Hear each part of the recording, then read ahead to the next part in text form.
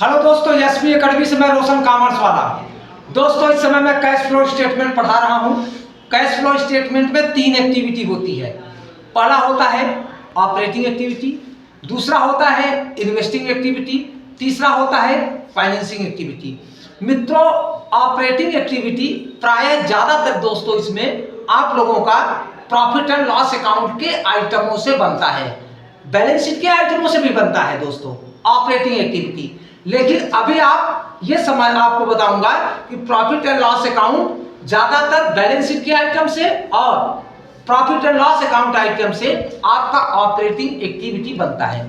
उसके बाद दोस्तों दूसरा हमारा हेड होता है इन्वेस्टिंग एक्टिविटी, जो ये बनता है हमारा इन्वेस्टिंग एक्टिविटी, अगला आइटम एसेट से। तीसरा होता है फाइनेंसिंग एक्टिविटी।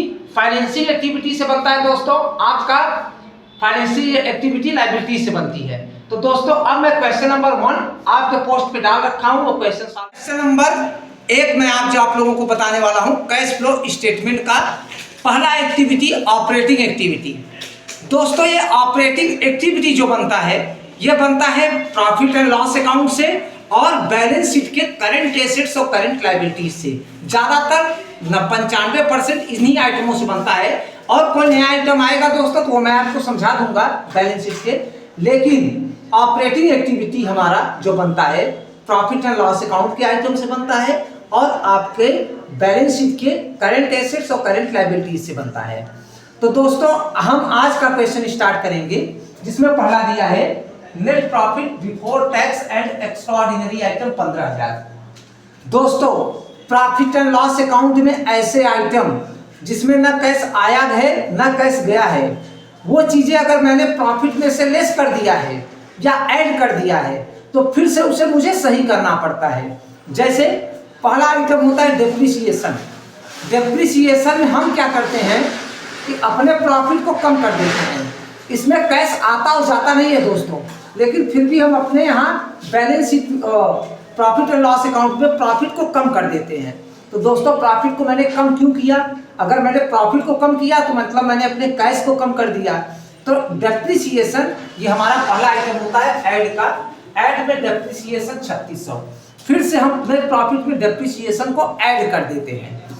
उसके बाद दूसरा आइटम हमारा दिया हुआ है सेल्स ऑफ प्लांट। अगर हम कोई प्लांट की बिक्री करेंगे तो प्लांट जब बेचेंगे तो ये प्लांट हमारा जो है कौन सा एक्टिविटी और इन्वेस्टिंग एक्टिविटी का पार्ट हो गया।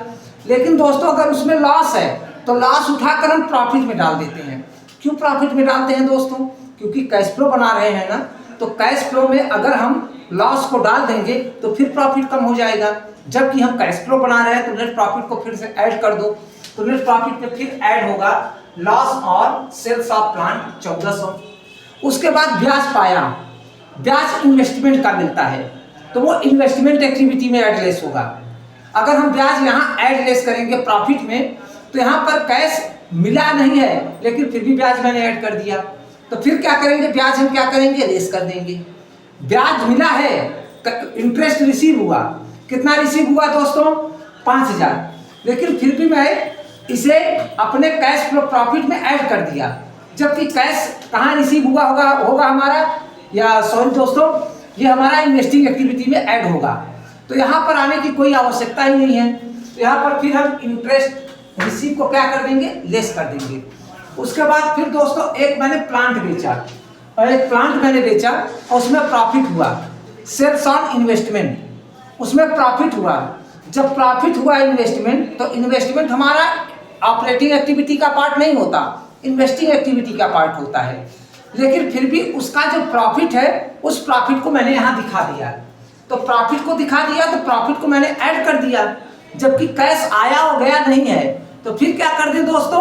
लेस कर दें। तो यहाँ पर मैंने फिर लेस कर दिया आपका profit of sales on investment. उसके बाद दोस्तों प्रॉफिट एंड लॉस अकाउंट के जितने आइटम है ऐड करेंगे तो ये 20,000 होगा और लेस करेंगे 10,000 तो बचेगा 10,000। उसके बाद दोस्तों इंक्रीज इन लायबिलिटीज। अगर लायबिलिटीज बढ़ेगी तो इसका मतलब कैश आएगा तो ऐड में हो जाएगा। करंट लायबिलिटीज जब इंक्रीज होता है तो ऐड होता है। अगर करंट लायबिलिटीज बढ़ रहा है तो करंट लायबिलिटीज के बढ़ने का मतलब ये होता है कैश आया होगा। कैश आया होगा तो ऐड में होगा। फिर दिया है increase in current assets. Current assets अगर बढ़ेगा तो इसमें कैश जाएगा, कोई चीज खरीदेंगे तो कैश जाएगा। अगर करेंट एसेट्स बढ़ रहा है तो इसका ये मतलब होता है कैश गया है हमारे पास से, तो करेंट एसेट्स आपका लेस होगा। तो यहाँ पर 10,000 में 40,000 इंक्रीज इन करेंट लायबिलिटीज है। करेंट लायबिलिटीज को हम ऐड कर देंगे तो कितना आएगा 50,000। उसके बाद दोस्तों less current assets. Current assets का मतलब होता है यदि कोई एसेट्स अगर हम खरीदते हैं तो इसमें कैश जाता है, तो कैश आउटफ्लो है। जब कैश गया होगा तो लेस हो गया 20,000, तो दोस्तों हमारा बचा इस समय 30,000। तो net cash flow from operating activity 30,000। मित्रों मैं आपको बता दूं कि ये आपका इनडायरेक्ट मेथड है, और इनडायरेक्ट मेथड में कैश फ्लो स्टेटमेंट में जो कैश आएगा वो ऐड होगा, जो कैश जाएगा वो लेस होगा। दूसरी चीजें कुछ ऐसे आइटम होते हैं जो कि नेट प्रॉफिट में ऐड लेस नहीं होते। अगर नेट प्रॉफिट में ऐड लेस नहीं होता वो चीज, फिर भी अगर मैंने ऐड लेस कर दिया है तो उसको हम लेस करेंगे। जैसे डेप्रिसिएशन हो गया, न कैश आता है न कैश जाता है, लेकिन फिर भी हम लोग क्या करते हैं नेट प्रॉफिट में उसे लेस कर देते हैं। तो फिर से आप ऐड कर दो, जो गलत चीजें आप नेट प्रॉफिट में ऐड कर दिए हो कैश फ्लो टाइम में, उसे आप फिर लेस कर दो। तो दोस्तों ये क्वेश्चन नंबर फर्स्ट है।